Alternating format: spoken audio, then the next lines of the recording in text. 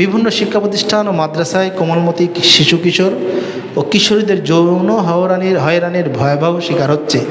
এতে অভিভাবকরা চিন্তিত হচ্ছে। নৈতিকতার অবক্ষয় রোধে ও জনসচেতনতা বৃদ্ধিতে দায়িত্বশীল আলেমদের কী ভূমিকা রাখতে পারে? খুব সমসাময়িক এবং খুব গুরুত্বপূর্ণ একটি প্রশ্ন। এই প্রশ্নের সাথে আমার কিছু কথা যুক্ত করতে চাই। সেটা হলো, আমরা এখানে যারা উপস্থিত আছি আলহামদুলিল্লাহ সবাই সচেতন, সবাই শিক্ষিত, এবং এখানেও একটি মাদ্রাসা আছে। হানজালা রাদিয়াল্লাহু তাআলা আনহু মসজিদ কর্তৃক একটি মাদ্রাসা পরিচালিত হয়। আমার প্রশ্নটা হলো, দেশে প্রচলিত শিক্ষা ব্যবস্থা নিয়ে এটা কতটুকু বাস্তবমুখী, কতটুকু কর্মমুখী, কতটুকু দিনমুখী? আমাদের দেশের স্বাধীনতা অর্জনের পর থেকে যেভাবে আমরা লেখাপড়া শিখে এসেছি, সেটা আলিয়া নিসাবে হোক, জেনারেল লাইনে হোক, নারী পুরুষের সম্মিলিত যৌথ শিক্ষা যেটাকে বলে সেভাবেই গড়ে উঠছে আলহামদুলিল্লাহ। এখন কিছু কিছু জায়গায় মাদ্রাসা শিক্ষা ব্যবস্থায় যেভাবে নারীদের আলাদা, পুরুষদের আলাদা, এবং কিছু কিছু জায়গায় জেনারেলদেরও আলাদা আলাদা বিশ্ববিদ্যালয় হচ্ছে, আলাদা কলেজ হচ্ছে। যেমন বালিকা বিদ্যালয় আছে, বালক বিদ্যালয় আলাদা আছে, মহিলা কলেজ আছে, আবার জয়েন্ট বা কম্বাইন স্কুল কলেজ আছে, সবই আছে। কিন্তু বিষয়টা হলো, এখানে আমাদের এই প্রচলিত শিক্ষা ব্যবস্থায় ব্যাপক ত্রুটি আছে। এই শিক্ষা ব্যবস্থা নিয়ে এখন গোটা বাংলাদেশ হুলস্থুল কারবার। আপনি যান সৌদি আরবের শিক্ষা ব্যবস্থার দিকে তাকান, আপনি চলে যান জাপানের শিক্ষা ব্যবস্থা, চলে যান চীনের শিক্ষা ব্যবস্থা, আমেরিকান শিক্ষা ব্যবস্থা। আপনি বলতে পারেন যে আপনি কেন ওগুলোর উদাহরণ দিচ্ছেন? আমি উদাহরণ দিচ্ছি এই কারণে যে তাদের শিক্ষা ব্যবস্থা আর আমাদের দেশের প্রচলিত শিক্ষা ব্যবস্থার ভিতরে আকাশ জমিন তফাৎ। এখানে শুধু মুখস্থ নির্ভর শিক্ষা ব্যবস্থা, আর শেখাটা বাস্তবমুখী এবং কর্মমুখী। একটা ছেলে হাজার হাজার মাস্টার্স পাশ করা ছেলে বসে আছে বেকার, অসংখ্য মানুষ মাস্টার পাস করে এসে অটো চালাচ্ছে। যদিও আপনি কাজটাকে আমি ছোটো করছে না, কর্ম নাই, কাজ নাই।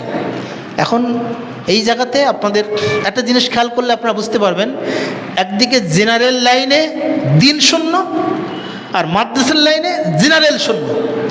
মাদ্রাসা শিক্ষিতরা জেনারেল সম্পর্কে একেবারে শূন্য, জিরো। আবার যারা মাদ্রাসায় জেনারেল পড়ছে এদের ভিতরে দিন জিরো, ইসলাম নাই। একেবারে প্রাথমিক বিদ্যালয় থেকে একেবারে মাস্টার্স পর্যন্ত বুয়েট, কুয়েট, রুয়েট, চুয়েট যা আছে, কোথাও কোনো দিন নাই, দিনের কোনো বালাই নেই। ইউনিভার্সিটিতে যান, টিচারের সামনে একটা ছেলে, একটা মেয়ে, ছেলে মেয়ের উরুর মাথা দিয়ে শুয়ে আছে, টিচারের বলার কোনো ক্ষমতা নাই। এটা কখনো শিক্ষা ব্যবস্থা হতে পারে না।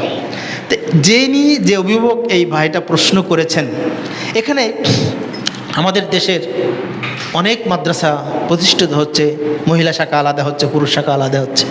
তবে এক্ষেত্রে আমাদের উচিত, আমাদের দেশের আলেম ওলামা মাদ্রাসা করার ক্ষেত্রে বা এরকম শিক্ষা প্রতিষ্ঠান করার ক্ষেত্রে অবকাঠামো দরকার আছে।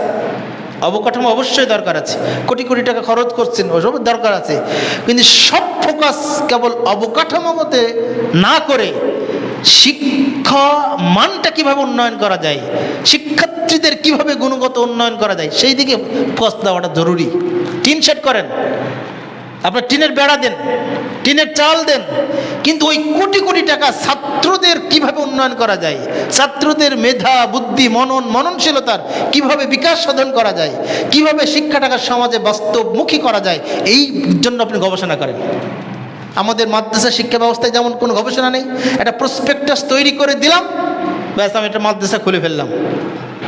কিন্তু প্রসপেক্টাসের অধিকাংশই মানা হয় না। আবার এই প্রসপেক্টাস কোনো গবেষণালব্ধ প্রসপেক্টাস না, ওই একটা প্রতিষ্ঠান করছে, সেখান থেকে নকল করে এনে দিচ্ছে। শিক্ষা খাতের আপনি বিগত কয়েকদিনের রিপোর্ট দেখেন, স্বাধীনতা যুদ্ধের পর থেকে এ পর্যন্ত, বিশেষ করে বিগত 20 থেকে 25 বছরের ইতিহাস দেখেন, বাংলাদেশের বাজেটে শিক্ষাক্ষেত্রে গবেষণায় কোনো বাজেট নাই। যে দেশের শিক্ষা খাতে কোনো বাজেট নাই, ওই দেশের শিক্ষা ব্যবস্থার কী হবে? এক্ষেত্রে আলেমদের ভূমিকা কী? সবচেয়ে বড় দরকার আগে আলেমদের ঐক্য। আপনি একটা প্রতিষ্ঠান করছেন, আমি একটা প্রতিষ্ঠান করছি, আর একটা প্রতিষ্ঠান দরকার নেই এরকম প্রতিষ্ঠানের। যাকে ব্যাগের ছাতার মতো প্রতিষ্ঠানের দরকার নেই। আপনি প্রতিষ্ঠান একটা প্রতিষ্ঠান করেন, সেটা পৃথিবীর ইতিহাসে শ্রেষ্ঠতম প্রতিষ্ঠান করেন, সকল আলেমরা সেখানে আসবে, মাসিক মিটিং হবে, কিভাবে উন্নয়ন করা যায়, কিভাবে সিলেবাস পুনর্নির্মাণ করা যায়, কিভাবে ছাত্রদের বাস্তবমুখী শিক্ষা দেওয়া যায়। এখন প্রতিযোগিতা শুরু হয়ে গেছে শিক্ষা ব্যবস্থার কে নিয়ে। এটা একটা বিজনেস, কমার্শিয়াল দিকে, কমার্শিয়াল করেন, সমস্যা নেই, কিন্তু মানসম্মত শিক্ষা করেন। যদি কুয়েট থেকে, বুয়েট থেকে একজন ইঞ্জিনিয়ার বের হতে পারে, আমার প্রশ্ন, যদি মেডিকেল থেকে, ঢামেক, রামেক, চামেক থেকে, কোবে থেকে যদি ভালো যোগ্য হতে পারে, তাহলে মাদ্রাসা থেকে কেন যোগ্য আলেম তৈরি হবে না? তাহলে আমাদের শিক্ষা ব্যবস্থাকে ঢেলে সাজাতে হবে, আমাকে বুঝতে হবে।